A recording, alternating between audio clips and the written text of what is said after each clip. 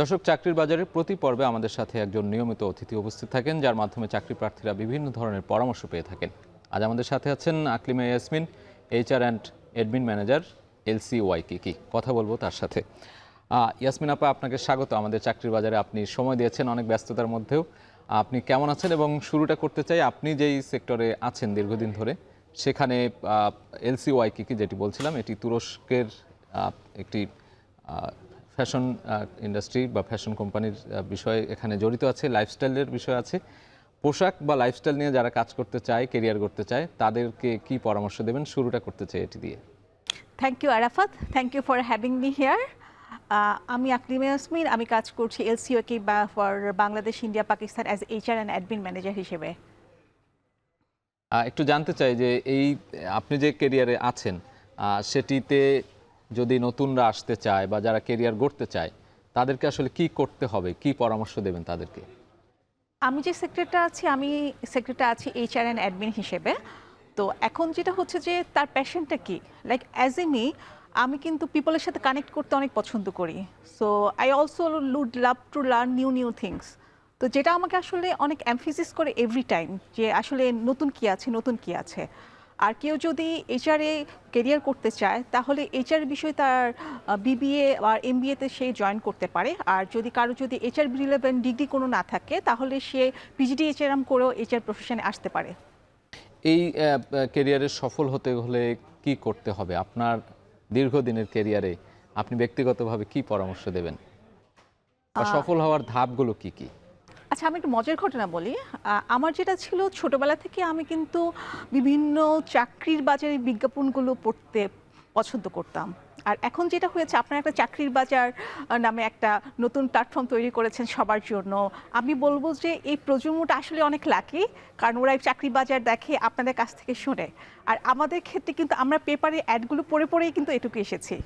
তো যারা নিজেদের কেরিয়ার করতে চায়, যেই অবস্থায় থাকে, যদি সে গ্র্যাজুয়েশনের ফার্স্ট ইয়ারেও থাকে, তাহলে তার চাকরির বিজ্ঞাপনগুলো পড়া শুরু করতে পারে, সো দ্যাট তার সাথে তার নিজে কম্পেয়ার করতে পারে যে আসলে আমার কোন জায়গাটা থেকে আমাকে নিজেকে ভালোভাবে প্রিপেয়ার করতে হবে। আমি একটু ফ্যাশন বা পোশাকের ওই জায়গাটায় যেতে চাই। সেখানে কি কি করতে হয় আপনাদের, এই ফ্যাশন রিলেটেড বা লাইফস্টাইল রিলেটেড? আচ্ছা, LCYKK মূলত একটা টার্কিশ বিলিয়ন ডলার কোম্পানি, যেটা বাংলাদেশে লিয়াজন অফিস হিসেবে আছে। তো আমরা যেটা হচ্ছে, বাংলাদেশ থেকে আমরা সোর্সিং করি। তো বাংলাদেশ থেকে সোর্সিং করে ওয়ার্ল্ডের বিভিন্ন কান্ট্রিতে এই প্রোডাক্টগুলো সেল হয়। আর কেউ যদি, বাংলাদেশের একটা বড় মার্কেট হচ্ছে আপনার গার্মেন্টস ইন্ডাস্ট্রি। আমাদের চিপ লেবার আছে, আমাদের অনেক like lead certified company factory আছে। সো আমরা অনেক ভাস্ট এই এরিয়াটাতে।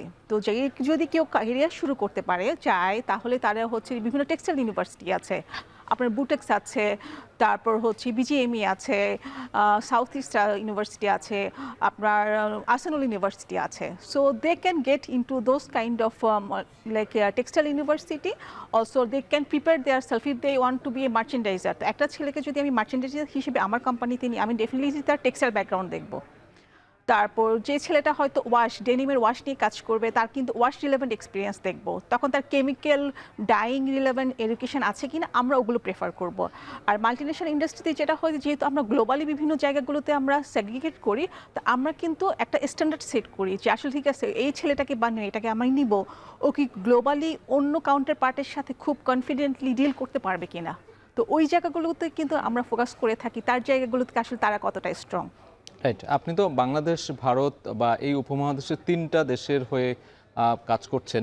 সেই জায়গা থেকে চ্যালেঞ্জটি নিশ্চয়ই অনেক বেশি, এবং যারা এই কাজে আসতে চায়, কমিউনিকেশন লেভেলটা আসলে কতটা গুরুত্বপূর্ণ। এবং এই যে ফ্যাশনের কথা বলছিলেন, এখন তো অনেকগুলো ইউনিভার্সিটি রয়েছে, BGMA ইউনিভার্সিটি, তারপরে শান্তা মরিয়াম থেকে শুরু করে অনেকগুলো জায়গায় আমরা দেখছি যে এই ধরনের পড়াশোনার ক্ষেত্রটাও কিন্তু বেড়েছে, ফ্যাশন ডিজাইনিং বা নিটওয়্যার, তারপরে অন্যান্য আরও অনেকগুলো বিষয় আছে। টোটাল বিষয়টা কতটা গুরুত্বপূর্ণ আপনার কাছে মনে হয়? এখন দেখেন, ইন্ডাস্ট্রিটা খুব কম্পিটিটিভ ইন্ডাস্ট্রি, রাইট? তো আমরা যারা মাল্টিনেশনালে কাজ করি, একটা মাল্টিনেশনাল কোম্পানি আপনার কাছে আসলে সবই চায়, লাইক আপনার প্রেজেন্টেশন, আপনার নলেজ, আপনার প্রবলেম সলভিং স্কিল, আপনি কত ফাস্ট মুভার, আপনি কত নতুন নতুন প্রজেক্ট নিয়ে কাজ করছেন। তো যখন একটা নতুন স্টুডেন্ট আসে, আমরা আসলে চেক করি যে ওর মধ্যে ওই লার্নিং এনথুজিয়াজম আছে কিনা। লার্নিং এনথুজিয়ামের পাশাপাশি ছেলেটা প্রোঅ্যাক্টিভ কিনা, ছেলে কুইক লার্নার কিনা, বা ও মার্কেট সম্পর্কে কতটা ধারণা রাখে। আমার কথা হলো যে একটা ছেলে কাজ কম জানুক প্রবলেম নাই, বাট ছেলেটার আগ্রহ কি আছে কিনা, বা ছেলেটাকে যদি কোনো অ্যাসাইনমেন্ট এসে করে নিয়ে আসতে পারবে কিনা, সেটা হচ্ছে মেন ফ্যাক্ট। একাডেমিক বিষয়গুলো কি খুব বেশি গুরুত্বপূর্ণ, নাকি যেগুলো বলছিলেন যে কতটা কুইক লার্নার সে বা তার কমিউনিকেশন লেভেল কেমন, এটার সাথে একাডেমিক যে তার সার্টিফিকেট বা একাডেমিক যে অভিজ্ঞতা সেটা কতটা গুরুত্বপূর্ণ? আচ্ছা, এখন হচ্ছে মাল্টিনেশনাল কোম্পানির দু ধরনের চাকরি আছে, লাইক হচ্ছে টেক, নন টেক। যেমন আমার এইচআর এর কাজটা, এইচআর টোটালি নন টেক কাজ। তো আমি হয়তো বা একটা যেমন আমার ক্ষেত্রে আমি ন্যাশনাল ইউনিভার্সিটি থেকে প্রথমে পড়া শুরু করেছিলাম, গ্র্যাজুয়েশন মাস্টার করার পর আমি পরে ব্র্যাক থেকে এমবিএ করি। তো জিনিসটা হচ্ছে যে আমি গ্র্যাজুয়ালি বিভিন্ন জায়গায় আমারটা অ্যালাইন করে নিয়েছি। আমার এডুকেশন সাবজেক্ট, ফার্স্ট সাবজেক্ট ছিল সোশ্যোলজি। সোশ্যোলজির পর আমি লতে একটা কোর্স মানে গ্র্যাজুয়েশন করি। ল গ্র্যাজুয়েশনের পর আমার কাছে মনে হলো যে না, I have to grow myself internationally. Then আমি যেটা করলাম, আমি এইচআর সার্টিফিকেশন ইউএসএ থেকে ইন্টারন্যাশনাল সার্টিফাইড এইচআর হিসেবে সার্টিফিকেশন নিলাম। তো জিনিসটা হচ্ছে যে আপনাকে কিন্তু আপনার জায়গাটা তৈরি করে নিতে হবে, রাইট? আর যদি হয় যে টেকনিক্যাল, লাইক হচ্ছে যে ছেলেটা ডেনিম ওয়াশ নিয়ে কাজ করে, সে তো সোশ্যোলজি পড়ে সে ডেনিম ওয়াশ করতে পারবে না। So we have to think যে হুইচ এরিয়া আমার ইন্টারেস্ট আছে, আমাকে কোন জায়গাটা কিভাবে তৈরি করে নিতে হবে। আমরা অনেকগুলো বিষয় নিয়ে কথা বলছিলাম, এই পর্যায়ে একটু জানতে চাই যে দক্ষতা এবং আত্মবিশ্বাস বাড়ানোর যে কৌশল চাকরি প্রার্থীদের বা যারা চাকরিতে মাত্র নতুন প্রবেশ করেছে বা ক্যারিয়ার ডেভেলপমেন্ট কিভাবে করবে, সে জায়গাটা আপনার কাছে একটু শুনতে চাই। দক্ষতা যেটা হচ্ছে আমার যে জায়গাটা আছে, আমি যে জায়গায় কাজ করতেছি ওই জায়গা সম্পর্কে আমার প্রপার নলেজ আছে কিনা। এখন একটা ছেলে বা মেয়ে যখন একটা নতুন ইন্টারভিউতে আসে, ও কিন্তু জব রিকোয়ারমেন্টসটা দেখে আসে। তো সবচেয়ে বেস্ট থিং হচ্ছে জব রিকোয়ারমেন্টসটা পড়ে ওই রিলেভেন্ট নলেজগুলো গেইন করে আসা, যদি সে নন টেক থেকে আসে। আর confident, like make fake it until you make it. তো যেটা হচ্ছে যে অনেক সময় আমরা প্রিটেন্ড করি। আমি হিলারি ক্লিন্টনের একটা দেখছিলাম যে ওনাদের লেভেলেও কিন্তু ওনারা এই বয়সে এসেও কিন্তু নার্ভাস ফিল করে।